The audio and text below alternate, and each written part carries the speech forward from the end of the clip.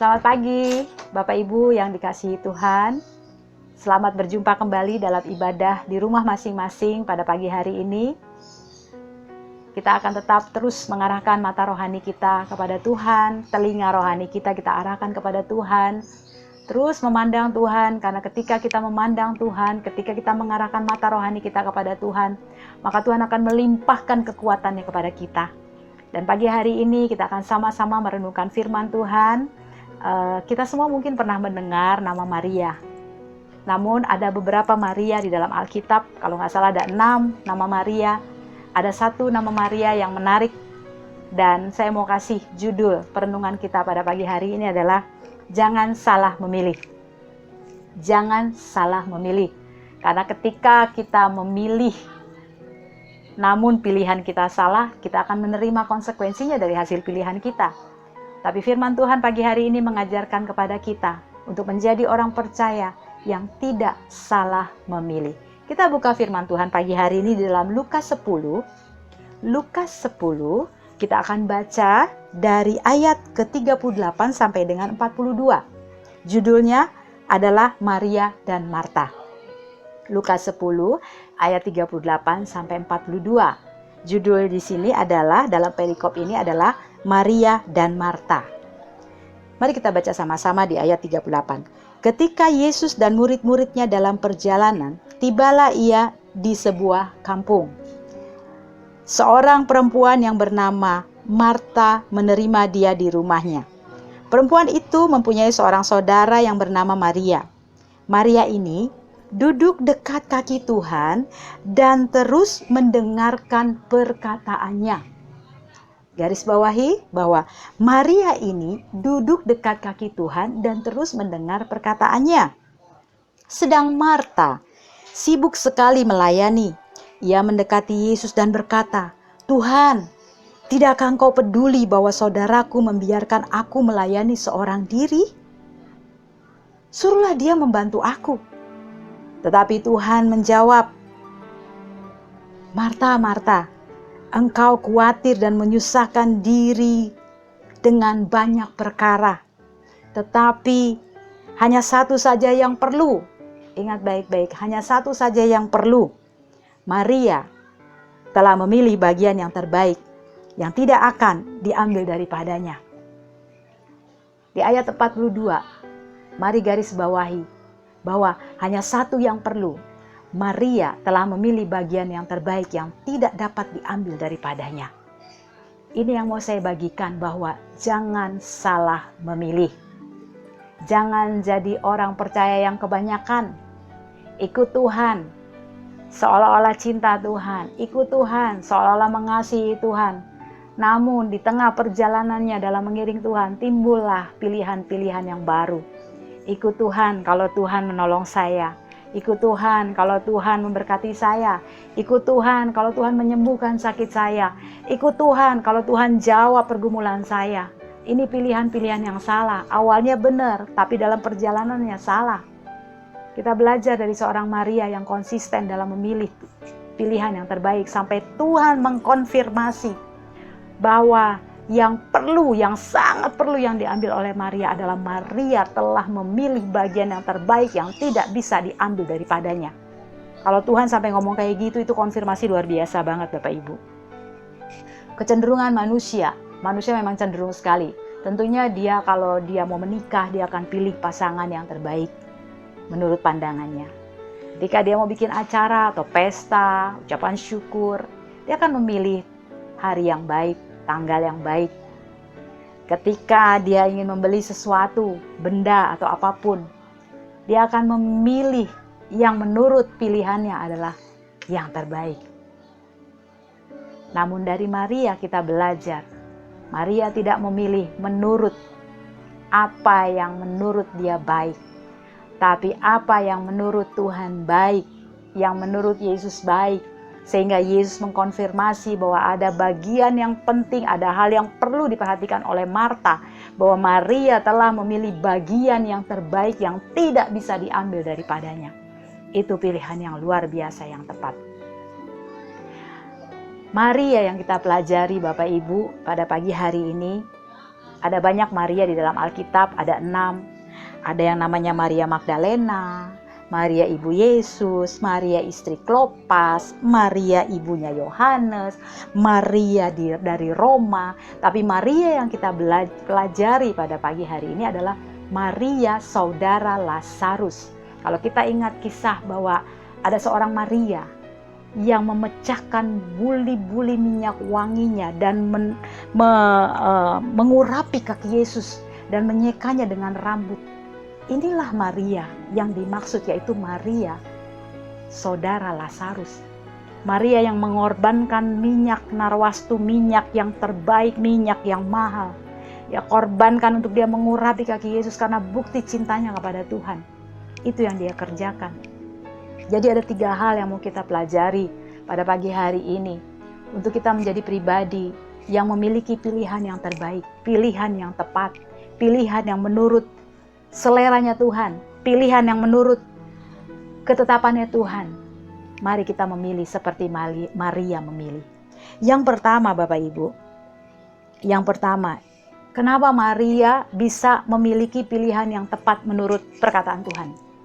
Kenapa Maria memiliki pilihan yang tepat, dan bahkan firman Tuhan katakan bahwa bagian yang dipilih oleh Maria adalah bagian yang tidak bisa diambil daripadanya, yang tidak bisa dirampas oleh siapapun. Itu luar biasa banget pilihan Maria. Yang pertama yang perlu kita pelajari adalah karena Maria, saudara Lazarus, mengasihi Tuhan dengan pengertian. Dia memiliki kasih kepada Tuhan dengan pengertian sesuai dengan kebenaran firman Tuhan.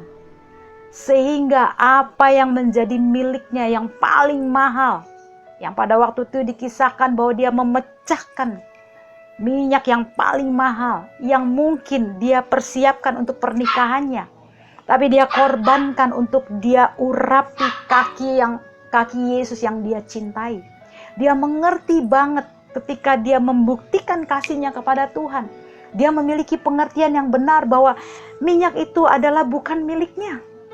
Apa yang berharga dalam dirinya itu bukan sepenuhnya miliknya. Sehingga dia tidak segan-segan untuk mengorbankannya, untuk membuat Yesus senang, untuk memuliakan Yesus. Ini yang dikerjakan oleh Maria, saudara Lazarus. Sehingga pada waktu Yesus datang ke rumahnya, dia cepat-cepat ambil posisi untuk duduk dekat kaki Tuhan dan mendengar seluruh pesan Tuhan. Karena itu pilihan dia yang terbaik.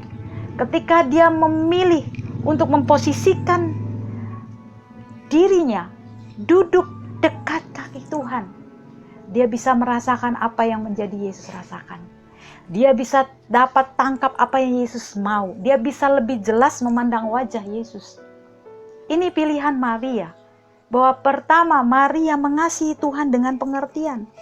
Kasih yang tidak hanya disuarakan, tapi kasih yang dibuktikan. Kita bisa berteriak-teriak, mari kita mengasihi sesama.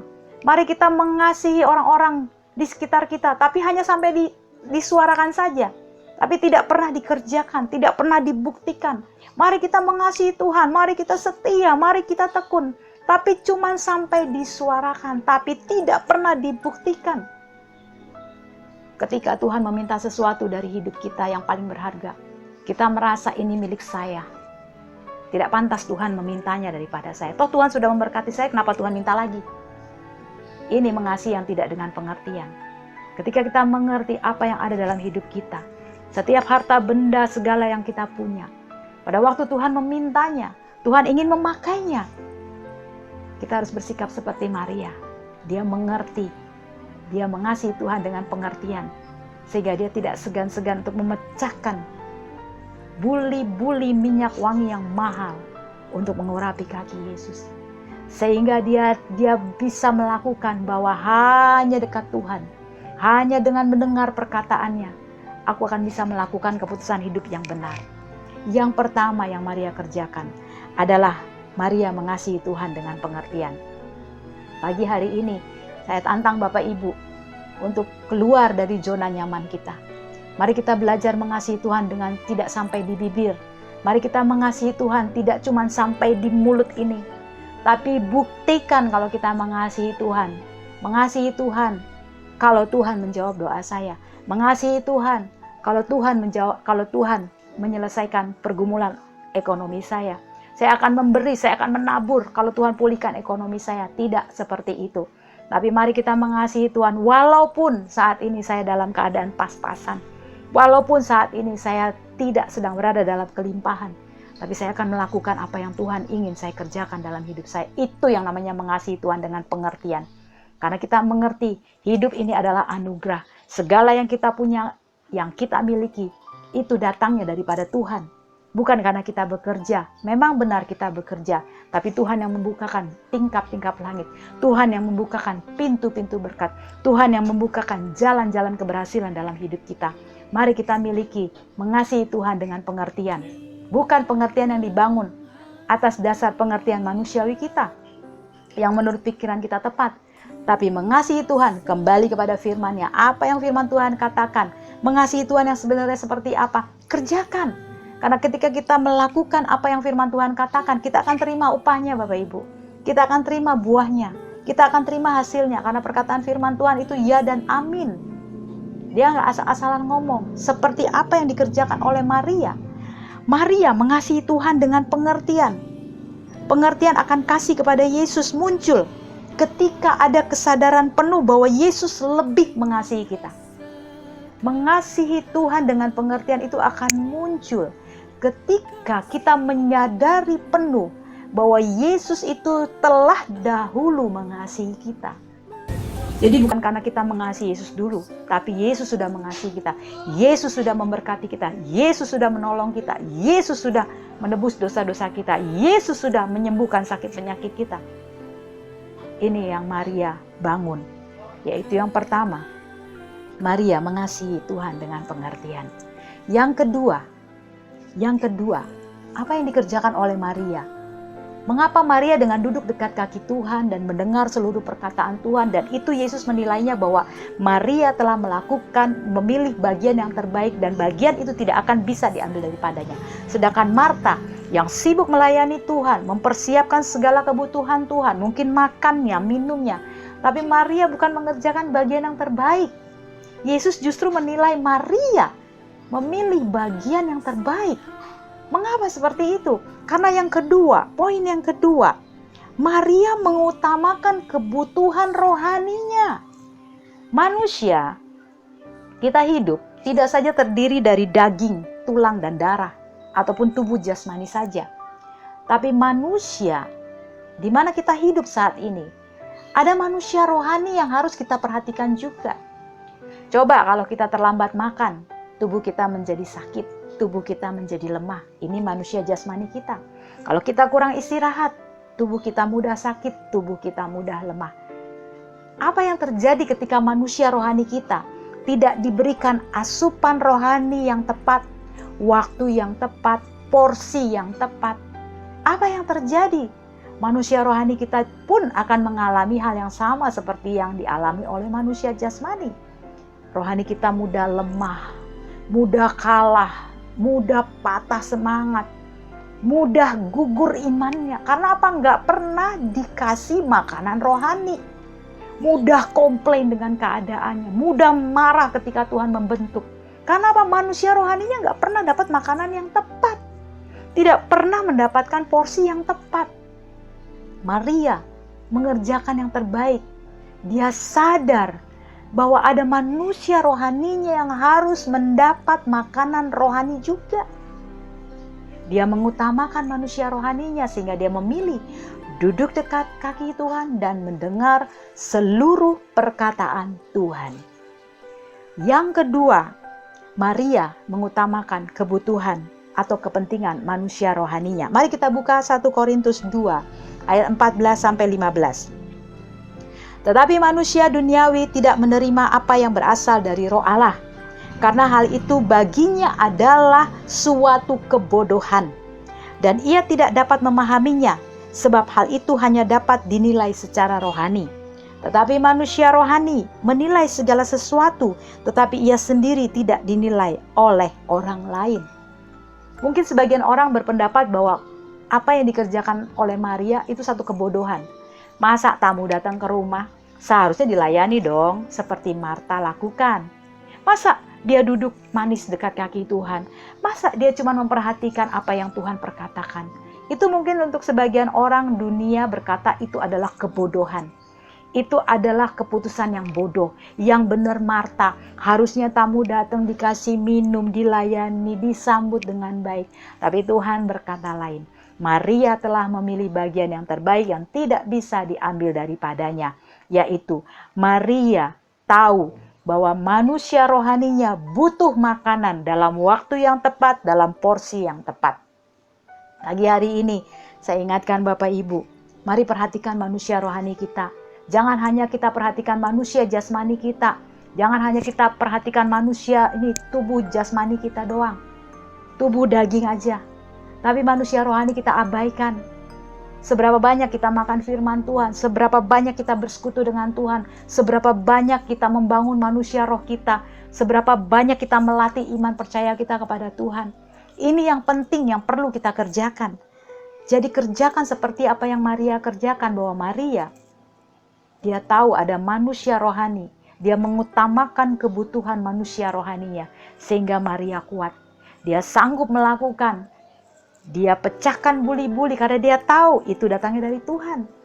Dia korbankan apa yang berharga, apa yang mahal dari hidupnya untuk melayani Tuhan. Karena dia lakukan, mengasihi Tuhan dengan pengertian. Karena dia tahu manusia rohaninya lebih penting daripada harta benda yang ada di sekitarnya. Dia tahu ada hal-hal yang bernilai ilahi yang harus dia kerjakan, yang harus dia bangun, yang harus dia pelihara supaya dia menjadi pribadi yang kuat. Yang ketiga, yang terakhir, apa yang Maria kerjakan? Maria telah memilih bagian yang terbaik yang tidak bisa diambil daripadanya. Maria belajar mempertajam telinganya, mempertajam pendengarannya. Tidak saja pendengaran jasmani yang dia pertajam, tapi pendengaran rohaninya dia pertajam. Mari kita buka dalam Yesaya 50 ayat 4-5. Yesaya 50 ayat 4-5 berbunyi demikian.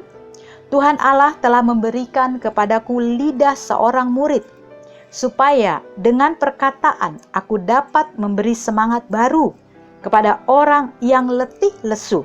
Setiap pagi ia mempertajam pendengaranku untuk mendengar seperti seorang murid. Tuhan Allah telah membuka telingaku dan aku tidak memberontak, tidak berpaling ke belakang.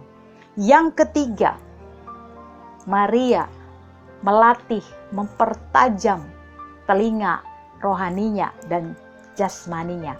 Kenapa dia duduk dekat kaki Tuhan? Kenapa dia mengambil posisi dekat kaki Tuhan?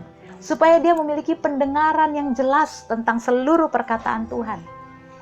Maria tidak sibuk dengan apa yang ada di sekitarnya, tapi dia mendekat kepada Tuhan. Dia duduk nempel dekat Tuhan. Orang yang duduk dekat itu tentu mendapatkan informasi yang jelas ketimbang kita duduk jauh-jauh. Lebih dekat kita lebih akan mendapat informasi yang jelas. Ketika kita memilih berdiam diri untuk menenangkan hati kita, maka firman Tuhan ada berkata begini, dengan tinggal tenang, maka disitulah kekuatanmu. Nah, ini yang dikerjakan oleh Maria. Tinggal tenang, dia dengar firman Tuhan, maka dia akan memiliki kekuatan baru. Karena apa? Dia melatih, mempertajam pendengarannya. Dia latih pendengaran jasmani dan rohaninya untuk menangkap apa yang menjadi isi hatinya Tuhan. Orang yang tajam pendengarannya, pendengaran rohaninya, dia mudah menangkap isi hatinya Tuhan. Dia mudah menangkap apa yang menjadi pesan Tuhan yang penting dalam hidupnya. Ada banyak orang yang tua secara rohani, tua pengiringan akan Tuhan, tua dalam pelayanan, tapi telinga rohaninya budak, gak mudah respon, keras kepala, karena gak pernah dilatih. Keras kepala, mudah memberontak, tidak dengar-dengaran, mengabaikan. Tuhan udah bicara berkali-kali melalui firman Tuhan, hamba Tuhan yang menyampaikan, melalui perenungan pribadinya, tapi dia tidak pernah melatih pendengaran rohaninya. Mau bicara sekuat apapun, dia nggak akan pernah menerima informasi yang baik karena tidak melatih, mempertajam pendengarannya akan firman Tuhan. Maria mengingatkan kita, Maria memberikan contoh kepada kita untuk menjadi pribadi yang memiliki ketajaman pendengaran. Sehingga dia memilih untuk duduk dekat kaki Tuhan supaya dia dapat menerima informasi yang jelas, yang tepat, yang benar. Jangan jadi orang percaya yang budak, orang percaya yang kepala batu, orang percaya yang suka mengabaikan. Tuhan udah bicara tapi diabaikan. Kenapa? Telinganya tidak pernah dipertajam. Telinganya tidak pernah dilatih. Sehingga contoh Maria, dia duduk dekat kaki Tuhan. Dia mendengarkan seluruh perkataan Tuhan. Dia latih telinganya. Sehingga dia tahu apa yang menjadi isi hati Tuhan. Dia bisa tangkap. Apa yang menjadi hasrat hati Tuhan. Apa yang menjadi kerinduan Tuhan yang Tuhan ingin kita dapati. Dia bisa dapatkan. Sehingga Yesus berkata bahwa Maria telah memilih bagian yang terbaik. Yang tidak bisa diambil daripadanya. Oleh karena itu Bapak Ibu. 3 hal pada pagi hari ini yang sudah kita dengar bersama. Baik Bapak Ibu yang mendengarkan, saudara sekalian, termasuk saya yang menyampaikannya. Saya percaya bahwa pesan Tuhan pagi hari ini tidak saja berlaku untuk Bapak Ibu yang mendengarkan, ataupun saudara sekalian yang mendengarkan, tapi termasuk juga saya harus belajar seperti Maria, bahwa Maria mengasihi Tuhan dengan pengertian yang benar. Maria, dia melakukannya karena dia tahu manusia rohaninya itu butuh makanan. Maria melakukannya, Maria memilih dekat kaki Tuhan karena dia ingin belajar melatih telinga rohaninya. Sehingga Maria boleh menjadi pribadi yang mudah menangkap respon apa yang menjadi kerinduan Tuhan dalam hidupnya. Baik Bapak Ibu, firman Tuhan mungkin hanya sampai di sini. Tapi biarlah kita minta Roh Kudus untuk terus mencerna, menolong kita agar setiap kebenaran firman Tuhan yang kita dengar bersama pagi hari ini tidak saja cuma sampai pada saat ini, tapi ketika kita merenungkannya dan semakin merenungkan, biar Roh Kudus menuntun kita, mengajar kita, memberikan kita kemampuan untuk melakukan seperti apa yang Maria lakukan. Bapak Ibu yang saya kasihi, firman Tuhan boleh berakhir, tapi saya percaya dan saya terus berdoa supaya kita semua selesainya masa yang sedang dihadapi oleh bangsa ini, yang sedang dihadapi oleh kota kita, bahwa kita tidak bisa melakukan kegiatan apa-apa sampai masa ini selesai. Tapi biarlah masa ini kita pakai untuk kita melakukan hal-hal seperti apa yang Maria lakukan. Sehingga ketika masa ini berlalu, ketika masa corona ataupun virus ini selesai, kita akan menjadi pribadi yang lebih baik. Karena Tuhan sudah memberikan, kita disuruh berdiam diri. Kita tidak boleh melakukan hal-hal yang lain selain tinggal di rumah. Pakai kesempatan ini untuk kita kerjakan seperti Maria.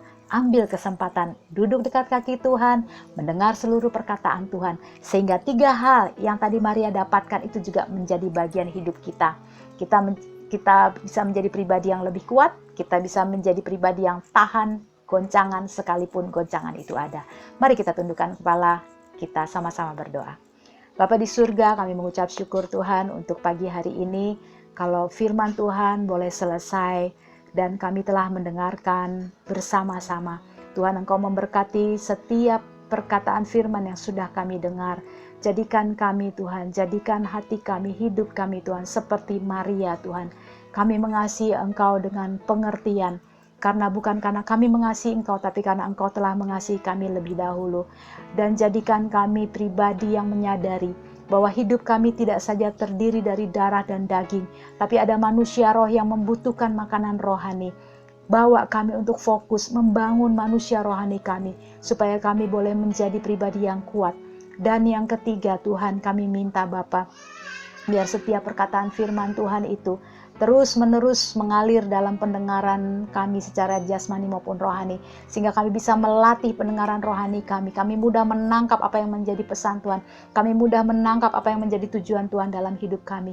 Sehingga kami tidak menjadi pribadi yang pemberontak, pribadi yang keras kepala, pribadi yang suka mengabaikan firman Tuhan. Bapa di surga, ini doa hamba-Mu Tuhan pada pagi hari ini. Biar pada minggu ini Tuhan kami bisa melakukan, kami dimampukan oleh Roh Kudus untuk melakukan setiap pesan yang Tuhan sampaikan di hari Minggu ini. Terima kasih Tuhan Yesus. Tak lupa kami berdoa bagi bangsa dan negara kami yang kami cintai. Kami bersyukur wabah ini mulai berkurang dengan adanya grafik penurunan. Kami bersyukur Bapa, Engkau campur tangan, teruslah bekerja supaya bangsa kami kembali pulih, bangsa kami kembali sehat, kota kami semakin pulih, kota kami semakin sehat. Kami memberkati pemimpin negara besar kami, Bapak Presiden dan Wakil dan seluruh jajaran kabinet kerjanya yang bekerja untuk mengatasi masalah yang ada di bangsa ini. Berkat Tuhan turun atas mereka, dan berkat Tuhan yang sama juga turun atas kami yang mendengarkan firman Tuhan dan hamba-Mu yang menyampaikan. Mari Bapak Ibu kita angkat kedua tangan kita dan kita sama-sama menerima berkat Tuhan. Kamulah bangsa yang terpilih, imamat yang rajani, bangsa yang kudus, umat kepunyaan Allah sendiri yang dipanggil dari gelap kepada terangnya yang ajaib. Tuhan memberkati engkau dan melindungi engkau. Tuhan menyinari engkau dengan wajahnya dan memberikan engkau kasih karunia. Biar berkat Allah melimpah dalam kehidupan Bapak Ibu Saudara sekalian. Tidak saja berkat jasmani, tapi berkat rohani yang menjadi bagian kita, bahkan bagian yang terbaik yang Tuhan sediakan dalam hidup kita. Dalam nama Yesus Kristus Tuhan, kami berdoa dan mengucap syukur. Amin.